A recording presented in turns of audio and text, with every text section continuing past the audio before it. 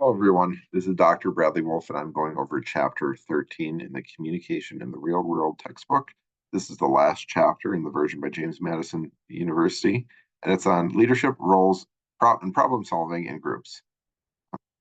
So again, I appreciate to the authors who edited this volume from James Madison University.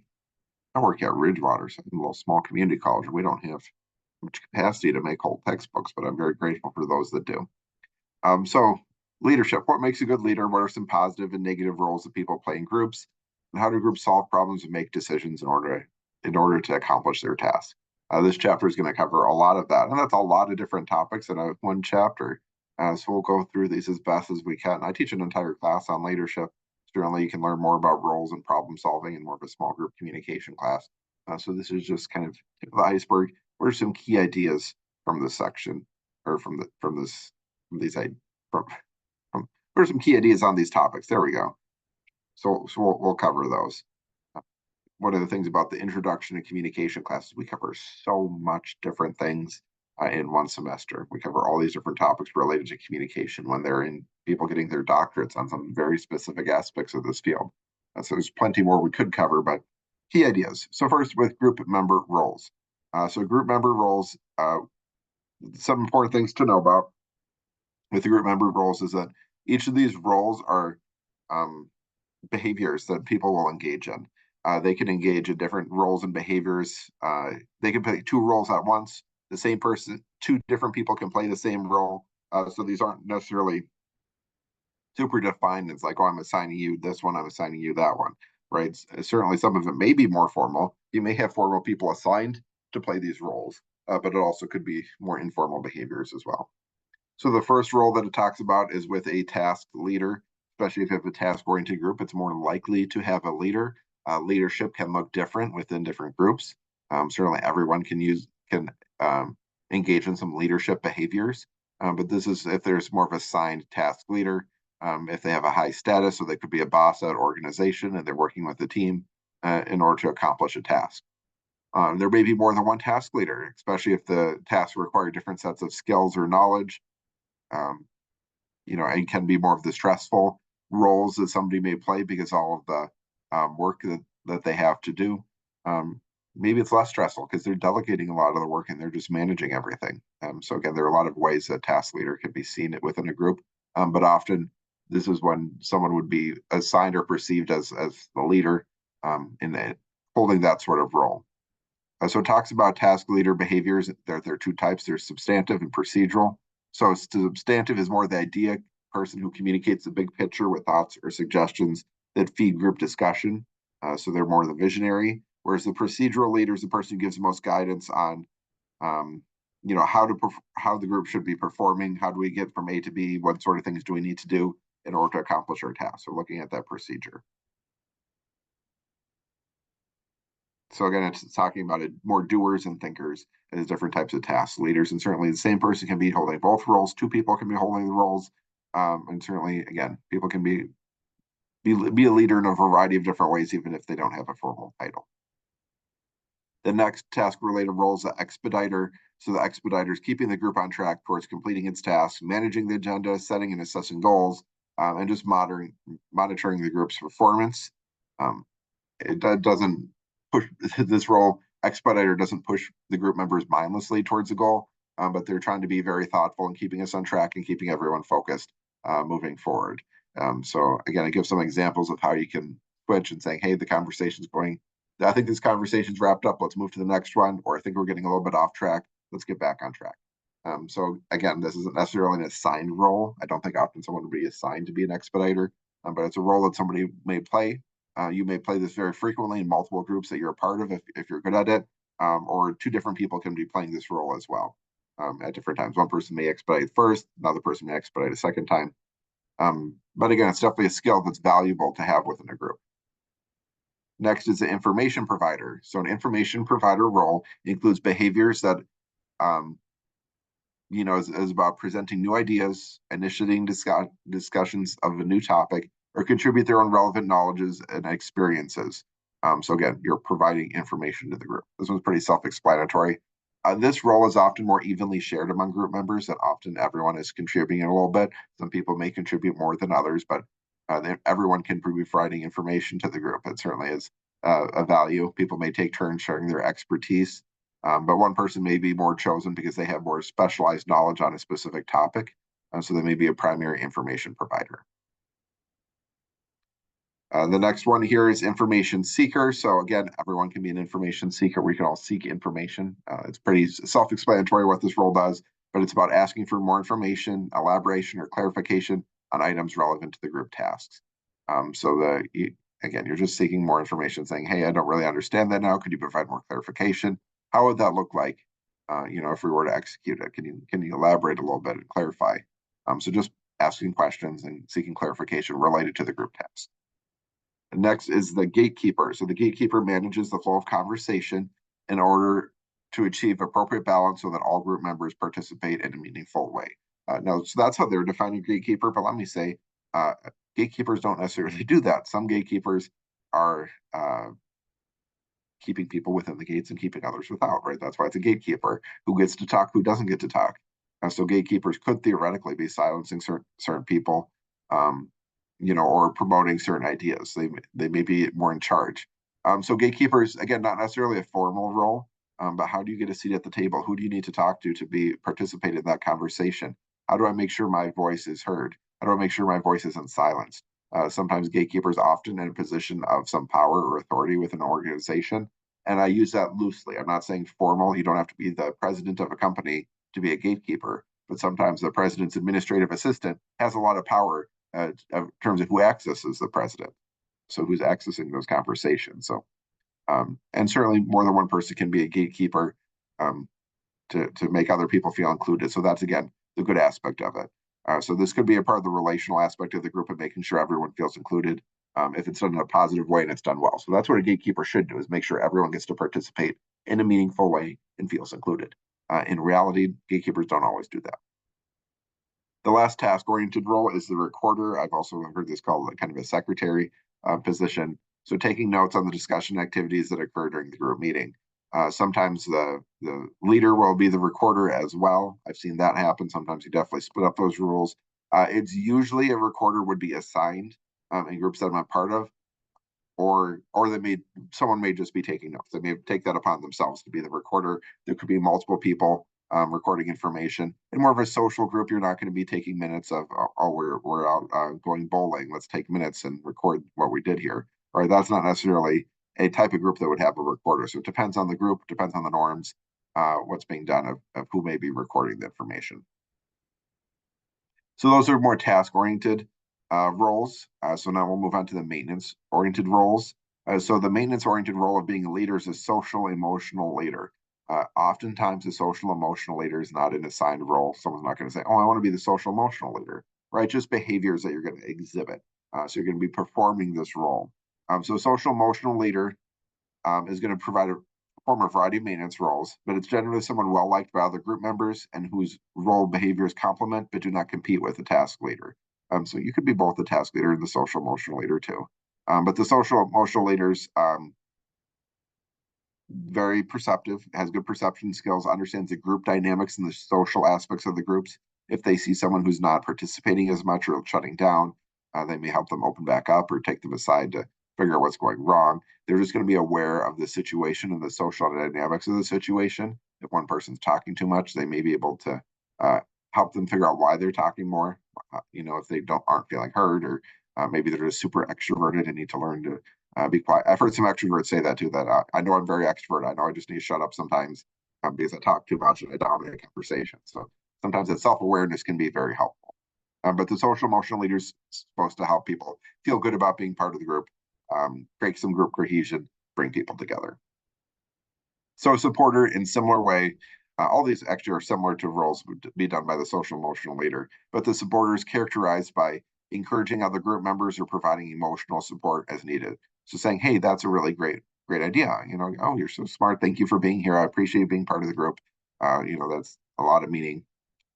Or being a supporter and, hey, someone saying, it says, "Taisha, you seem kind of down today. Is there anything you'd like to talk about?" So being able to kind of build those relationships, make sure everyone feels good. Another example, Alan, I remember you said your mom's having surgery this weekend. I hope it goes well. Let me know if you need anything.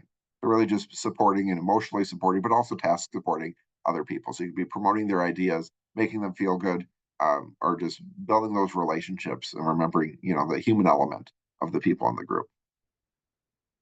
The tension releaser next is someone who's naturally funny and sensitive to the personalities of the group and uses humor to manage frustration level. So if we look at negative roles, being a joker is a negative role.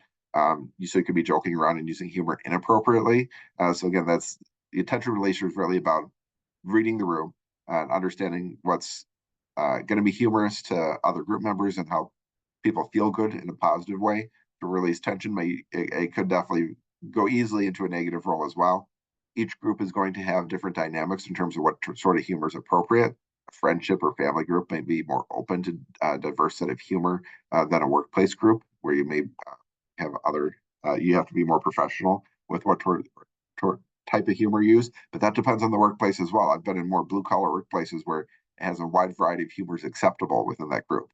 In other workplaces where you have to be a lot more professional. It's expected you're not going to be joking around. So another more of that role with the relational oriented role is a harmonizer. So a harmonizer helps manage the group conflict that may emerge.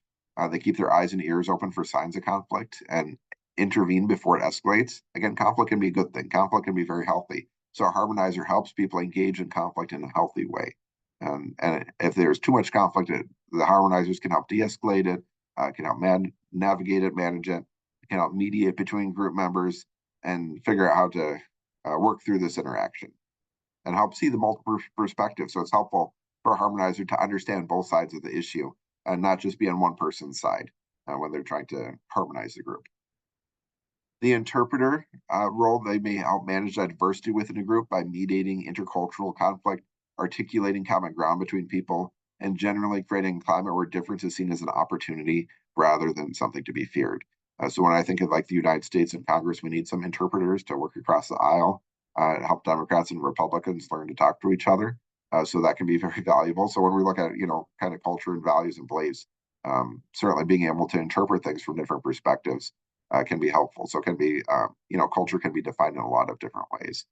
So it talks about how an interpreter at the United Nations is going to bridge different languages. This interpreter role is more about bridging identity differences between group members. So again, beliefs, values, perspectives, or trying to frame things. I've heard some people get in conflict. It's called a pseudo conflict, where two people are arguing with each other, but they are just talking about the same thing in different ways. So they agree, but they don't know that they agree because they're just framing it differently. And so they get in a conflict and fight with each other. And it may take an interpreter to say, hey, you two are talking about the same thing. You actually agree. You're just saying things in a different way. And so just being able to interpret it so people can understand each other better, because sometimes people get so in their head. And that's why I think part of it is they're not listening to the other person. They're just saying what they want to say and not actually listening. Because if they would listen, they would hear the other person saying the same thing, but they're just saying it differently. But you're not taking the time to listen to understand someone else. So you're more focused on getting your point across. So that can be where an interpreter can be helpful. So we talked about the task-oriented roles, the more relational-oriented roles. These are now the negative roles and behaviors, the dark side of small group communication. So it's been exploring this for a very long time in communication studies. A lot of negative behaviors that can be held. So this textbook just lists a few of them. And I'll kind of go through these quickly. I don't want to focus too much time on negative roles, because certainly we don't want to be taking on negative roles, but being able to identify them as a negative role may be helpful in helping us manage them, especially what type of negative role they're having. So it may help you manage other people. However, I'm just going to kind of quickly go through this. So first is self-centered roles. I think there's a typo there or something. The central negative role. Those should be two different lines. That's why. So first, the category self-centered roles. And the first one is the central negative. So the central negative argues against most ideas or proposals discussed in the group, and often emerges because of a leadership challenge or formation. So like they want to be a leader, so nothing you say is right. Everything's bad. I'm just going to sit here and pout and be disruptive. Oh, you guys are doing such a terrible job with this group. I'm just going to argue against everything, right? That's the central negative. Just very upset. The central negative, they say, is typically a motivated and intelligent group member who would be able to be beneficial to the group if they're properly integrated into the group and feel like a part of it. but because they feel like they're not being heard, they're just going to sit there and pout. But they still want to be a part of the group, so they're still going to these meetings just to complain and have that residual anger, disappointment, or hurt feelings, whatever it may be. So having someone with a positive role to help them manage that conflict and showing them that they do have value or can have value to the group can be very helpful in dealing with the central negative. A monopolizer is a group member who makes excessive verbal contributions and preventing equal contribution. So I think sometimes extroverts are more likely to end up in this monopolizer voice role, not necessarily in a malicious way, right? They may be just well intentioned and have a lot to say, but again, it's just realizing, hey, I'm talking a lot, and other people can't be heard. So it says sometimes people are very well informed. They could be charismatic. They could be just going on with these long stories because that's how they talk. But again, just if we have a gatekeeper to help challenge them, keep them in place, to uh, allow them to, again, it's not necessarily a bad role. Some people are monopolizers because they're, again, very self-centered and want to hear themselves talk and think they know better than everyone else. Other people, they're just talkers. They like talking. They have stories to share. They have lots of things to say. But hey, we have a limited amount of time. We need to get going. We can't just sit here and allow this conversation to be monopolized. So again, a variety of different people may fit under this monopolizer category. It says there's different subcategories. So it could be a stage hog.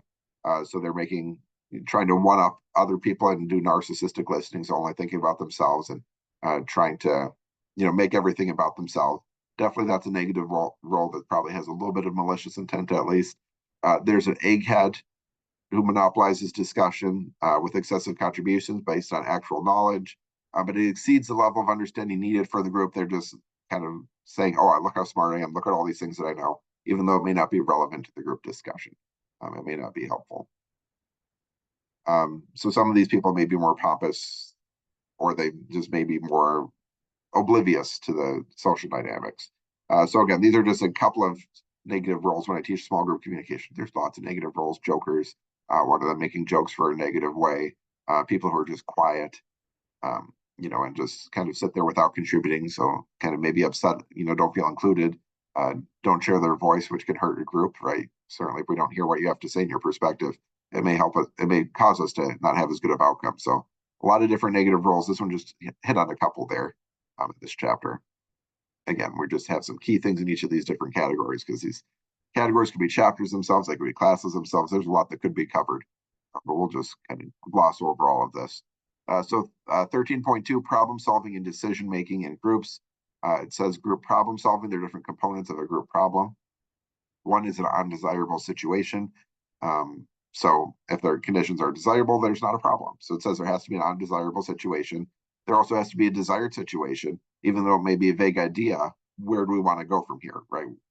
This is undesirable right now. What's our desired situation? And we may have concrete or a vague idea of what that desired situation is. And then there's obstacles. So what's the obstacles between the undesirable situation we're in now and our desired solution in the future? And there may be so many obstacles, we only see the obstacles, but again, we have to know there's a vague idea of a better situation. So when we're solving that problem, again, the problem may be the group dynamics could be the problem, but I think this is speaking more broadly about like the task of the group. Like we're working on a problem together. How are we going to solve this problem? We want to work on how do we manage AI in a college environment. That's a work group that I'm on right now. We have an undesirable situation where we don't have anything defined in how we manage this because it's so new. We have a desired situation, vague idea that we're managing it somehow or have some guidelines, and then obstacles. What sort of information do we need to gather? What sort of knowledge do we need? And it's always changing. So again, the situation's always changing. That's something to think about as well. You can also think about like from a community group in terms of working on hunger. I like food, so I often like food shelves and managing hunger on campus. I always go to our campus cupboards and donate food, make sure students have the food they need. So the undesirable situation is hungry students, right?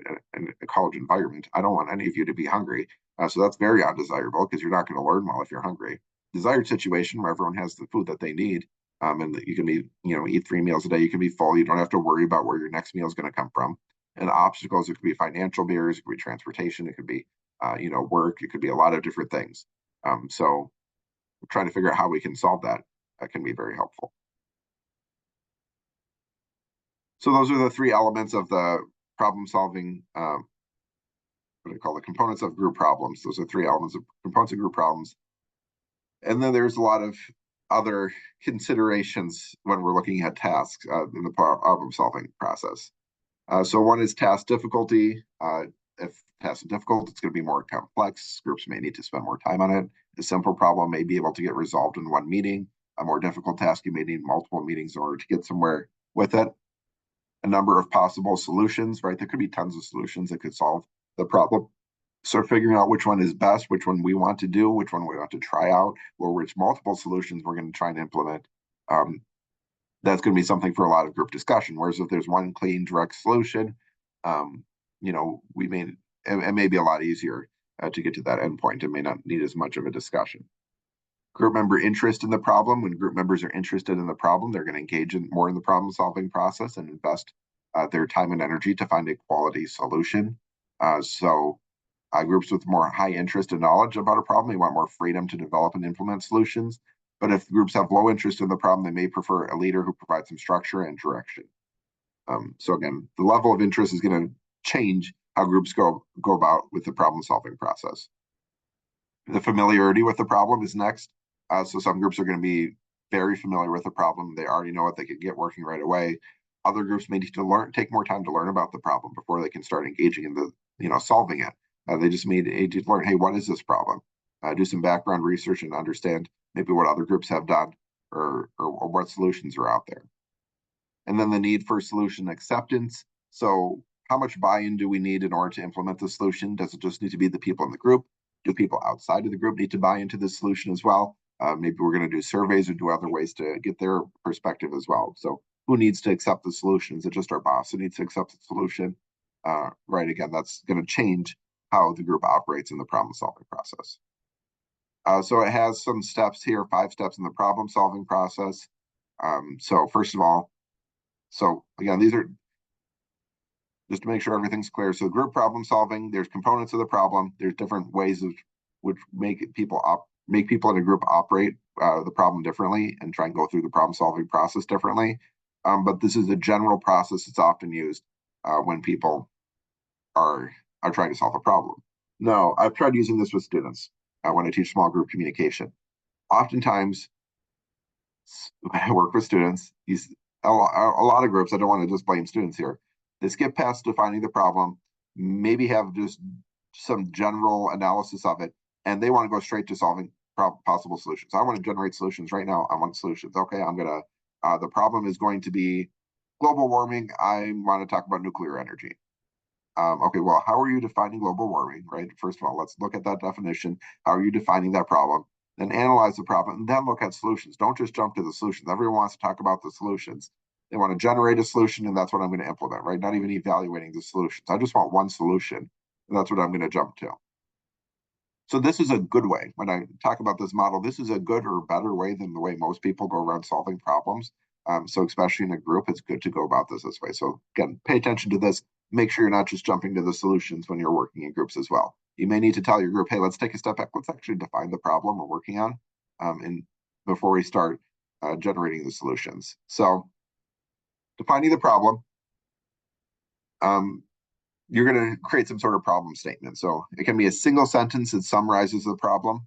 You don't want to be, it says avoid wording in the problem statement or question that hints at potential solutions. So again, just keeping it as broad as possible and just saying, hey, here's the problem we want to address and keep it open. So again, be open-minded about the different solutions. Once you have that single sentence problem statement, you can start analyzing the problem. And so again, you're not looking at solutions, you're analyzing what is the problem. So exploring the what related to the problem, also the why, what is causing this to be a problem.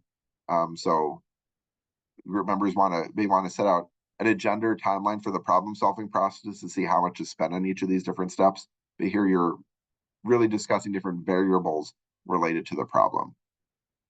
So you may have a problem question that can help guide generating possible solutions. So when you're analyzing, you may end up with a question that can help you guide it further. So again, you're defining the problem first and foremost. What is the problem? Second, you're analyzing the problem, the causes, the impact of the problem. So looking at the variables related to the problem. After you do that, right? After, not before, not first, you're going to generate possible solutions. This is where everyone wants to jump. I want to jump there too, right? I'm not saying I'm better than anyone else, right? I always want to let's talk about the solutions. How are we going to solve this? Let's get something done. Right. So the solutions, I think everybody has a good hang on. But you're just brainstorming at this stage. You're not evaluating the solutions. You're just saying, hey, what could be done? You could have, again, you're looking for as many solutions as possible. You may need to say, hey, we need to define these further. Again, this isn't necessarily a linear process saying, hey, we're generating solutions. I don't really understand the problem, or what aspect of the problem are we trying to solve? So let's analyze it. Global warming, well, that's a huge, major issue. I can't solve all of global warming, but let's talk about, green initiatives on our campus. How can our campus be more green? So again, we're gonna restate the problem. The problem isn't about all of global warming. It's about how can our campus be more green? And we're going to start analyzing, okay, what are things that we've currently done? What's our current energy usage at the college? Again, analyzing more specific within that context. So you may be generating solutions. And then, like my first solution I said was, I want to solve global warming with nuclear energy. Well, we're probably not going to put a nuclear plant on campus, right? Probably not going to do that. I know nuclear technology has been developing and they've been creating smaller scale nuclear centers that are safer. So there's certainly that could be a solution and could generate a possible solution. So you may throw it out there at this stage. Again, you're just brainstorming. So, hey, maybe add solar panels, maybe decrease energy usage, maybe nuclear energy, whatever it may be, but generating possible solutions.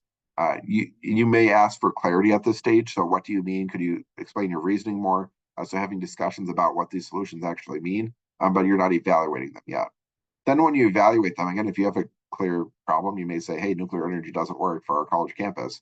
We're not going to go sit here but maybe you could buy into a nuclear plant to buy your energy from there. We do have a couple in Minnesota. So theoretically, that's something that could be done.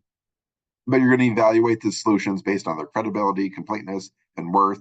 You may have multiple solutions that your group wants to implement, which is the next stage. Multiple ones may fit. You may be evaluating, hey, we have these 3 great solutions. We don't need to do 3 solutions. We only need 1. Which one's going to be the best?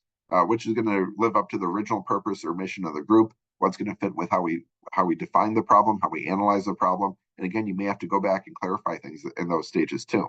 So again, it's not necessarily a linear process. And there's a variety of ways to make a decision here when you're analyzing it, when you're analyzing the situation. That's talked about in the next section. But before the 5th step of this process, implementing and assessing the solution. So again, you implement it. Let's do it. Let's build the nuclear reactor right next to the college campus. I mean, whatever your solution is, let's implement it. And then after you implement it, let's assess it. Was our work accurate? Did we appropriately evaluate the problem? Is our solution fitting with the purpose? Is this working well? What didn't we see? What would have we, if we did this again? What would we want to know at that stage? This allows us next time you work in a group, whether it's either when this group comes back together to work on a similar process, or even next time you work in a group, you may be able to find some blind spots or different ways of doing things based on how you're assessing the solution. So it can be valuable for that specific group, but it can also just be valuable in general in terms of working with groups. So those are the 5 stages of the group problem solving process. So define the problem, analyze the problem, generate possible solutions, evaluate the solutions, and then implement and assess the solution. So next section here is on decision making. There's a lot of ways to make decisions within a group. Sometimes you'll have a leader who's just going, I'm making the decision, right? I'm the leader, I get to do it. But oftentimes if you're working in a group, you want some sort of collaboration and some way of working together to make a decision. I know at Ridgewater College, our current hiring process for people is the president makes a decision. That's the process. But there is a group, right? And the president doesn't even interview the people. There's a group.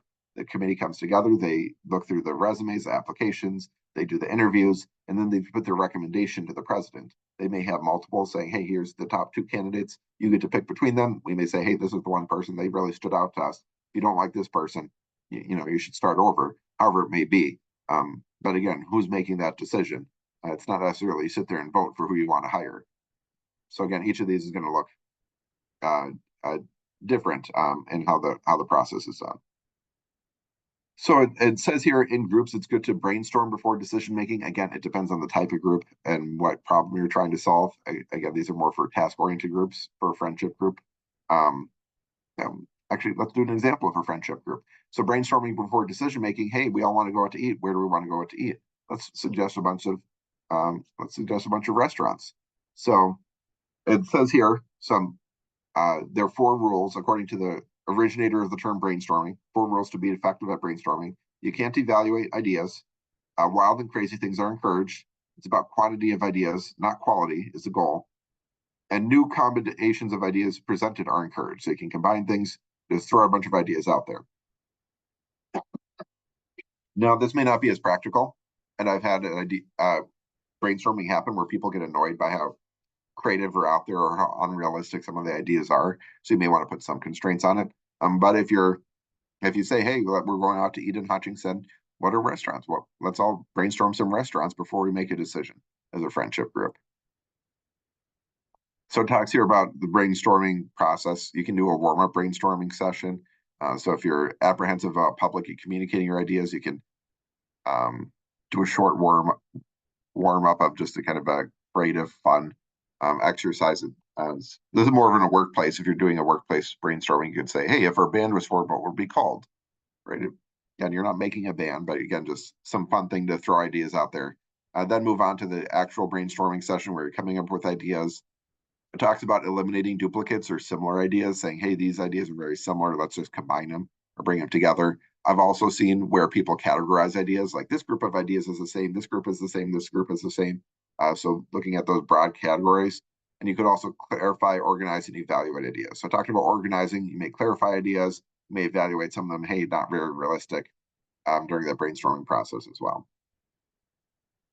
Then there is some discussion before decision making. So often you'll discuss the ideas. If you're picking to go out to a restaurant, you'll discuss, hey, I just had Chinese food last night, rather something different. Oh, Mexican food, it makes me very sick and I really prefer not to do that. Or, hey, I've been a long time since I've had a good burger. Where's a place where I could get a good burger? So you may have some discussion of what you prefer or what you would like in this situation. So it talks about a few techniques of decision making here. First is the nominal group technique. It guides decision making through a 4-step process that includes idea generation, evaluation, and then seeks to elicit equal contributions from all group members. So because all group members are participating, it can be helpful in that way to make sure no one's dominating and also avoid social loafing. So a nominal group technique is, first of all, silently and individually list ideas. So you're all working, right? Everyone's being able to participate. This helps for introverts like myself. So I can write ideas down first before we start shouting things out. And then number 2, create a master list of ideas. So again, throw ideas out there, or maybe even like I have sticky notes here. Sometimes I've done it where individually write on your sticky notes and now bring your sticky notes up to the board and put them there. And we'll just randomly put them up there so people can look at the different ideas. So you're creating a master list of ideas some way, and then you're going to clarify ideas as needed. Hey, what did you mean by that, right? So again, just asking people to clarify, encouraging conversation.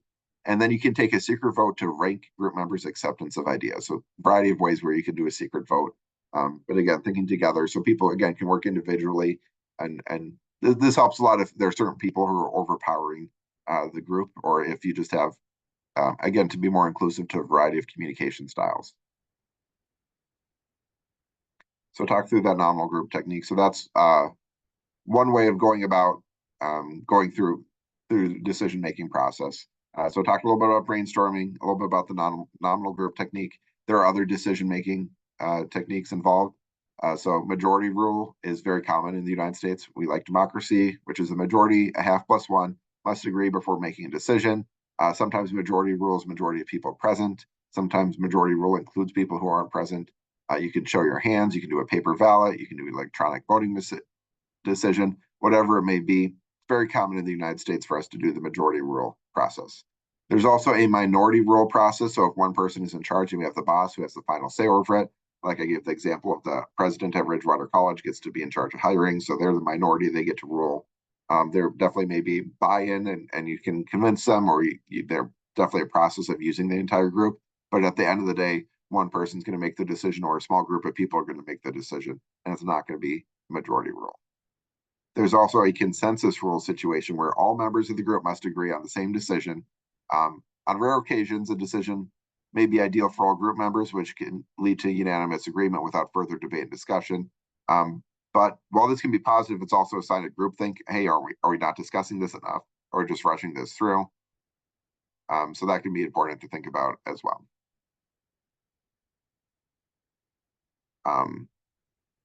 And sometimes it's hard to come to a consensus rule. But when we look at the jury system in the United States, it's all 12 jurors need to come together and agree on the decision. So have a consensus there, just to make sure, right? Innocent until proven guilty. We want to make sure you're proven guilty with a consensus. I think in some court districts with maybe like misdemeanors or something, they may allow it to be a consensus, but normally it's a consensus rule. So that's just an example. So there are a lot of influences on the decision-making process. First can be the situation. So the group's situational context affects decision-making. So the freedom, the group has to make its own decisions, secure its own resources, or initiate its own actions. Again, if you're a hiring committee and you're handing off the decision to someone else, you don't have the power to make your own decisions. So you're going to just make recommendations to the best of your ability. If you are dependent on a funder for resources and you're doing a community project, you may want to do it in a certain way, but you know the funder's not going to approve, so you may be constrained on how you can approach the situation, or you may have some specific requirements in the grant to not do things a certain way.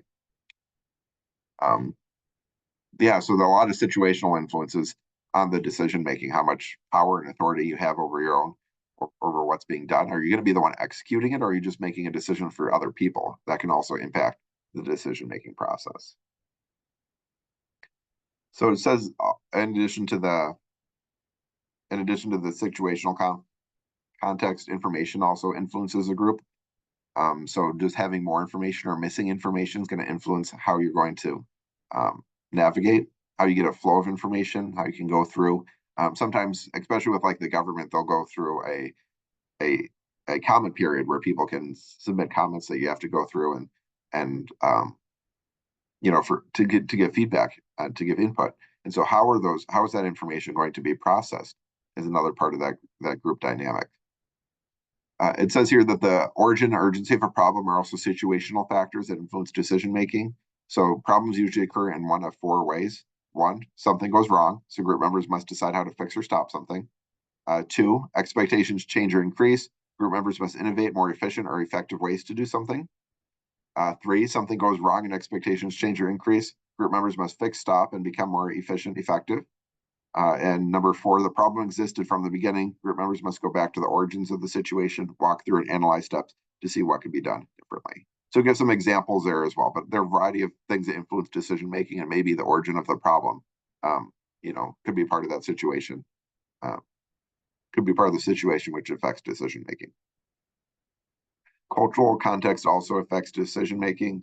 It says, just like neighborhoods, schools, and countries, small groups vary in their degree of similarity and difference. So we can look at demographic changes, different cultural backgrounds. A group of people of the same race, you're going to be more the same.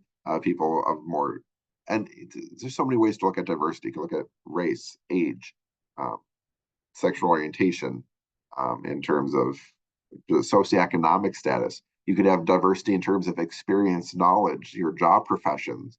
You can have diversity in terms of rural versus urban, diversity in terms of religion, right? There's tons of ways to look at diversity and look at culture, right? What informs my culture? It's more than just, certainly I like games, right? So enjoying games and being a competitive person is a cultural context which I would bring, that I could bring to decision making. We're in a group on how to there's a group at Ridgewater of faculty and staff, how to create more connections among faculty and staff, kind of a community or staff engagement group. And I like games, so I prefer things that have a little bit of competitive nature, a little more fun. I also like food, so food-based activities are more interesting to me. That's part of the cultural context I bring to the decision making. Other people prefer different things in order to connect and socialize with people at their organization. So that's something to keep into account too. Culture is a wide variety of things that we can't always see on the surface. Even communicating differently, like I'm very strong introvert. Other people are very extroverted, more willing to, be loud and make sure their point is heard. I tend to be okay engaging in conflict, and certainly if something needs to be said, I will say it. But oftentimes I'll sit back and allow other people to say what I want to say before moving forward.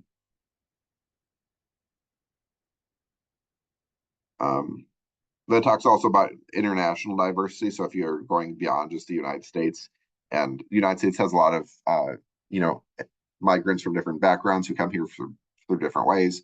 But if you're working in an international environment, so if we look at international business environments, and if you're a United States company doing business in China or in Saudi Arabia or in Brazil, you're going to have to navigate the local culture. And how does our culture in the United States align with or not align with the things going on there in the other nation? So there's a lot of examples, especially if you study international business, of both successes and failures of them not adapting or not adapting to the local cultural environment. And so it's important to understand other cultures, other countries, and how you may work together. So certainly you can read through that. It has some examples in there, but I'm just going to quickly glide over that and move on to this next section, domestic diversity and group communication. So certainly there's international diversity if you're working in an international company, but certainly there's diversity within any country, even, within Brazil or China or Saudi Arabia, there's diversity within those countries as well. And there's subcultures within them. So even in Minnesota, in rural Minnesota, there's diversity within rural Minnesota. You may have a bunch of people who look the same or from the same place, but there's still diversity within their personalities, their expertise, their knowledge, their experience that they're bringing to the group. It talks here about gender stereotypes that influence the roles that people play in the group. Sometimes women are kind of pushed to be the note taker. And I've known sometimes women will say, I'm not going to be the note taker because women are always the note taker. So sometimes, and men are more often leaders or pushed towards leadership roles. So again, looking at is this, are we pushing them because of a stereotype and our expectation that this person should be a leader, or is it because there's generally a good reason for them to be taking on this role? I've also known that sometimes men are more likely to speak up in those group interactions. Again, that's changing, but especially older men, they'll expect to be heard. If they talk and expect other people to be quiet while they're talking, because that's what they've become accustomed to over time. Where certainly that's changing, and people are more willing to defer to each other sometimes.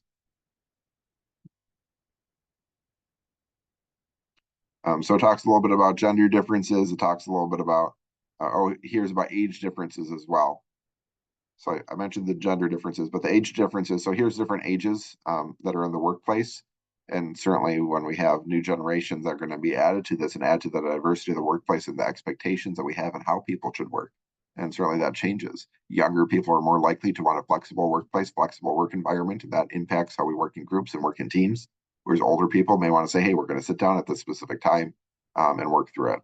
So the silent generation is born between 1925 and 1942. It says there in the 60s and 80s. I think this textbook's a little bit outdated because that's up to the hundreds for 25. So this information needs to get updated in the textbook. So I'll skip back to the silent generation. They're very retired or may not be around anymore. 1942. I mean, that's a very good age. Certainly, a lot of older people volunteer in the community. Some people still work. I know my in-laws, my great grandparent in-laws, they're in their 90s, still running their farm. So people of that generation may continue to work. But oftentimes they'll baby boomers, 46 to 64, Gen X, 65 to 81, millennials, 82 to 2000, I'm a millennial. And then Gen Z, which is in the workforce as well, which is the next one. Oftentimes, a lot of my students are Gen Z, but some of them are millennials like me. I've had Gen X students as well. But again, that's going to be diversity in how we engage with things. So it says this generation is not as likely to remember a time without technology, such as computers or cell phones. I do a little bit. Okay, Gen Z certainly doesn't. I mean, I see younger people. I didn't have a cell phone until I was in 10th grade, and that's because I went on a trip to Washington, D.C., and my mom wanted me to have a phone to be able to contact us. So I didn't have a cell phone until 10th grade. I see kids nowadays in elementary school having cell phones and technology and all of that. So they have much more access to technology at a younger age than Gen Z does, and that seemed as normal, whereas it was very abnormal to me. We had one computer for our household, and I don't know exactly when we got it. It would have been around, I must have been in elementary school when we got a computer at home. Otherwise, we went to the library or used a computer at school. So it's, again, very different. Our use of technology, our expectations around technology, flexibility. I know Gen Z the COVID pandemic changed a lot of things, people's expectations around, um, technology access, the time of when things are done, being able to telecommute, just do school online. Some people liked it, some people didn't like it, but it impacts their values and how they come to group situations. So this last paragraph here, benefits and challenges that come with diversity group members are important to consider. Since we all work with diverse groups, if there's a group of 3 or more people, there's diversity within the group. But the more diversity you have can create better decisions in the long run. If you do have people who are very similar, you're going to more likely to have group think. But again, it's going to be harder to become a decision with a more diverse group, and you may not be able to get that diversity you're looking for or that you're seeking within a group. So again, we need to lean into those conversations and be open to having that diversity, seek it out when we can, and understand what comes with that. Certainly better decisions, but maybe a longer process, maybe a little more conflict or different types of conflict that we have to manage. So that's this last chapter of the textbook. Oh no, we're all done. Last chapter of the textbook on leadership roles and problem solving in groups. Lots of online lectures. Thank you for those of you who have watched my lectures by 1 or 2 students who watch my textbook lectures. I put a lot of time into making these, so I appreciate you watching through them. But yeah, so I went over different types of group member roles here. This just mentioned a few. Certainly, if you take a small group communication class, there are plenty of other roles that you could discuss. Some are positive roles, some are negative roles, some are more task oriented, some are more relational oriented. So those are important to keep in mind. I talked about the group problem solving process. So different aspects of problem solving, different factors which may impact how the problem is solved. That was covered in this section. And the different influences on decision making. So both culture, diversity, the origin of the problem, the information that we have, all those things can impact the problem solving process. So thank you for watching. I appreciate you sticking through it and getting to the end. Always feel free to reach out if there's anything that I can do, whether it's within this class, things I can clarify even after the class. I'm always glad to write scholarship recommendations and support students in other ways. So let me know how I can help. Feel free to reach out, and thank you again for watching.